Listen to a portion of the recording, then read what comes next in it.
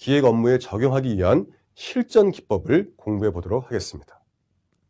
바로 트리지라는 것인데요. 이 트리지는 러시아의 알츠슈러라는 분이 개발한 기법으로서 러시아 말로 발명적 문제 해결 이론이라고 합니다.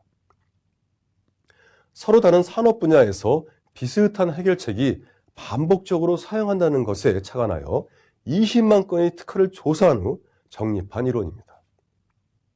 이 트리지는 러시아 붕괴 이후 유럽에 알려지면서 창의적 문제 해결을 위한 실전 기법으로 활용되기 시작하였습니다.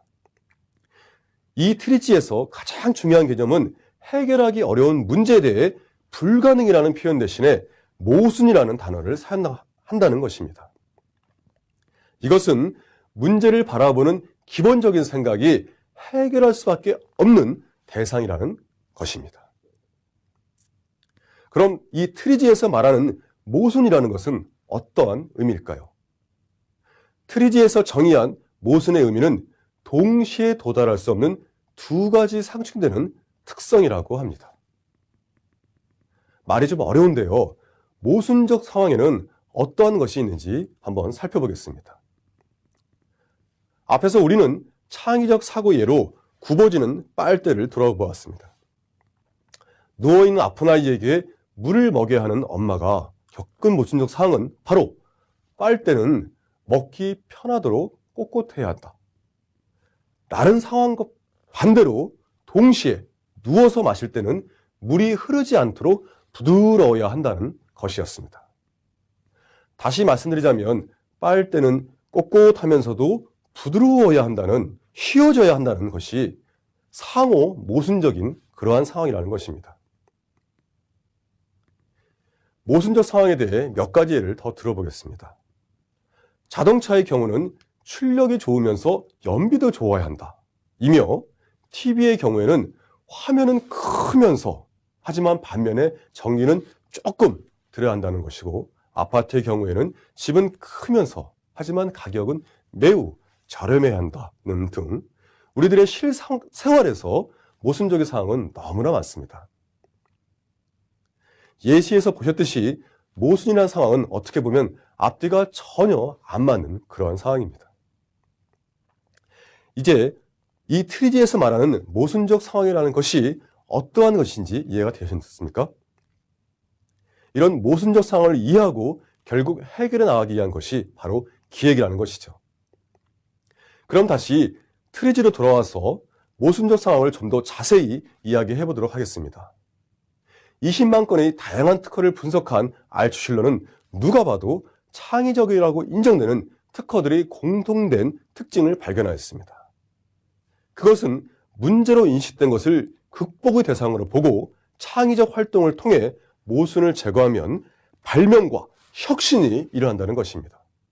너무나 뻔한 말 아닌가라고 생각하시는 분들도 간혹은 있으실 것 같은데요. 앞에서 말씀드린 아주 단순해 보이는 빨대의 기능 개선은 사실 전 세계적으로 아무도 생각하지 못한 탁월한 아이디어였습니다. 엄청난 기술이 투입되어 탁월한 아이디어가 된 것이 아니라 아주 작지만 남들이 미처 생각하지 못한 것을 생각해냈기 때문에 탁월하고 창의적인 아이디어가 되는 것입니다.